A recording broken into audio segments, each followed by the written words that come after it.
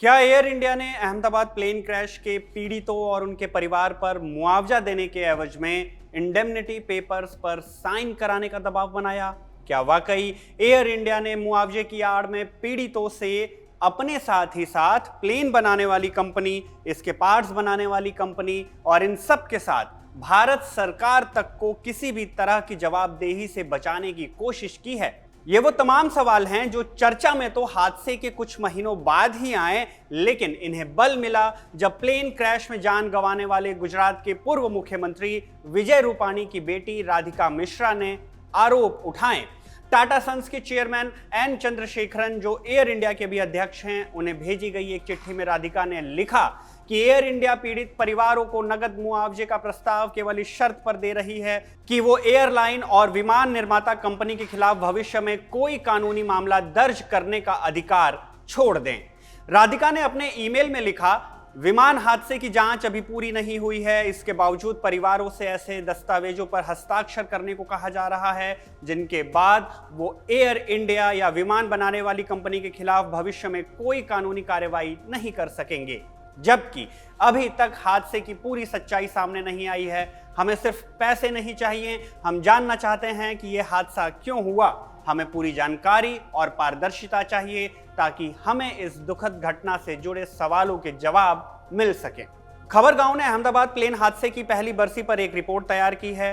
इसकी तैयारी के दौरान जब हमने प्लेन क्रैश के पीड़ितों से मुलाकात की तो हमें भी ऐसी ही बातें जानने को मिली।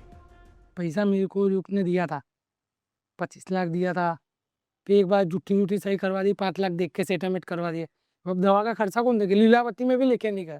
ये सब मिला बोला आपको, हम एक्टिवा चल गई, मोबाइल चल गई, उसका पैसा देने के लिए आ रहे हैं। तो ऐसा बोल के मेरे को 5 लाख दिया था। फिर मेरे भाईबहन से मेरे को पढ़ना नहीं आता, तो मेरे भाईबहन को कागज़ तो मेरे को दिया नहीं था, तो जो ईमेल आया था ना वो मैंने पढ़वाया था। अब ईमेल भी उन लोग ने डिलीट कर दिया। बोले तो सेटलमेंट का आपको पैसा दिया। तो मेरे को, मैंने बोला ही नहीं है सेटलमेंट का। मैं क्यों बोलूँगा सेटलमेंट का? बोला आपने बोला सेटलमेंट का। मैंने बोला ही नहीं। फिर मैंने भाईबहन से ईमेल करवाया, मैं आपका पैसा देने के लिए मैं तैयार हूँ, 5 लाख। एक्टिवा का मेरा नो निकलता, जो आपका हो, मैंने सेटलमेंट का बोला नहीं। वो मेरा हक है, वो राइट मेरे को वापस दो। हमने जब इस बॉन्ड की तस्दीक की तो पाया कि इसकी भाषा ऐसी है कि एक बार दस्तखत करने के बाद लोग एक साथ कई कंपनियों और संस्थाओं को किसी भी तरह के आरोप और जिम्मेदारी से मुक्त कर देंगे। इस फहरिस्त में किस किस का नाम है यह भी जान लीजिए।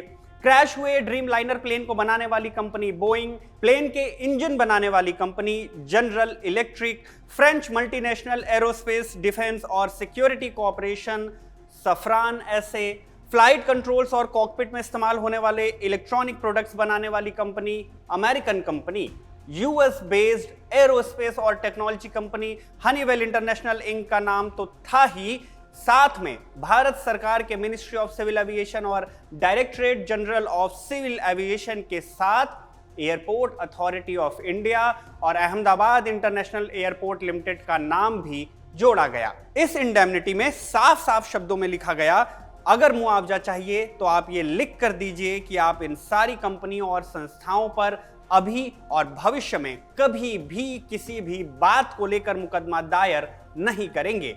हमने इस इंडेमनिटी के कानूनी पहलुओं के बारे में ज्यादा जानकारी लेने के लिए पीड़ितों की तरफ से मुद्दा उठाने वाले वकील माइक एंड्रयूज से बात की। उन्होंने भी इस बात की तस्दीक की। And a release form was presented to individuals that we have seen that appears to try to indemnify everyone who might have any connection to this crash whatsoever, including Boeing, including the engine manufacturers, including some electronics manufacturers, and as well as Air India and others. It's inappropriate and unfair for a company with unequal bargaining power, a very sophisticated potential defendant, to use a release to try to convince victims to sign away rights that they may not know they have. Andrew का यह भी कहना है कि उनके जैसे स्वतंत्र जांचकर्ताओं का ना ही प्लेन बनाने वाली कंपनी सहयोग कर रही है, ना ही उसे चलाने वाली और ना ही इन पर निगरानी रखने वाली संस्था। हालांकि राधिका के आरोपों के बाद एयर इंडिया ने भी अपनी प्रतिक्रिया दी।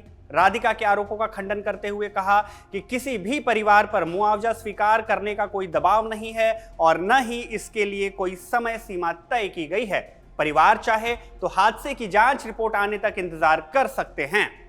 एयर इंडिया ने यह भी दावा किया कि मुआवजे से जुड़े कागजातों में शामिल शर्तों का मकसद केवल यह सुनिश्चित करना है कि एक बार समझौता हो जाने के बाद वही अंतिम माना जाएगा।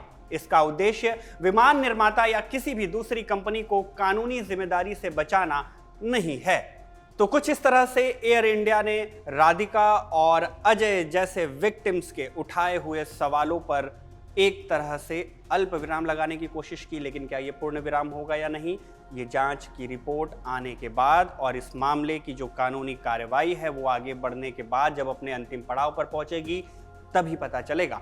आप इस पूरे मामले पर क्या सोचते हैं, कमेंट बॉक्स में हमें ज़रूर बताइएगा। और इसके साथ ही अगर आप खबर गांव की अहमदाबाद प्लेन क्रैश की पहली बरसी पर तैयार की गई रिपोर्ट देखना चाहते हैं तो डिस्क्रिप्शन बॉक्स में आपको उसका लिंक मिल जाएगा, ज़रूर देखिएगा और अपनी राय हमें ज़रूर बताइएगा। मेरा नाम शुभम है, कैमरे के पीछे मेरे साथी सर्वेश हैं। आप देखते रहिए खबर गांव।